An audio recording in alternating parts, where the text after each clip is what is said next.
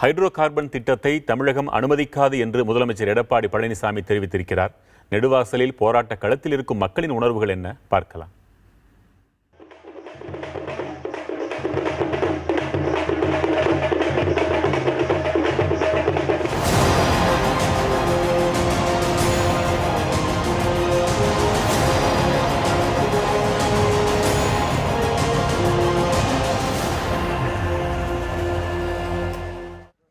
Hydro carbon திட்டத்தை மத்திய அரசு கைவிடக் கோரி புதுக்கோட்டை மாவட்டத்தின் பல பகுதிகளிலும் இன்று கடையடைப்பு போராட்டம் நடைபெற்றது.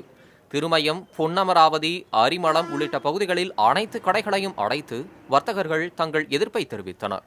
இந்நிலையில் தங்களின் ஒரே வாழ்வாதாரமான விவசாயத்தை உருக்குலைக்கும் ஹைட்ரோ கார்பன் திட்டத்தை எதிர்த்து நெடுவாசலில் நடைபெற்று வரும் போராட்டம் இன்று 14வது நாளாக நீடித்தது.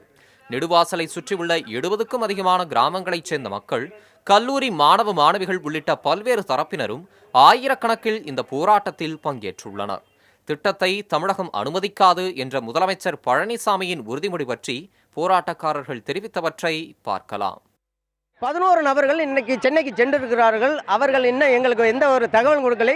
உங்கள் தொலைக்காட்சி பெட்டி மூலமாக ஒரு தகவல் வந்து கொண்டு இருக்கிறது. முதல்வர் இதை ஏற்றுக்கொள்ளவில்லை. இதை நீங்கள் என்ன முறியடிக்க போறீங்க? அவர்கள் வந்ததுக்கு பிற்பாடு நாங்கள் ஒரு முடிவை எடுத்து இந்த திட்டத்தை செயல்படுத்துவோம். தமிழ்நாடு இல்லை, இந்தியாவில் இல்லை, மாநில இல்லை, நாங்கள் முறியடிப்போம் இந்த திட்டத்தை.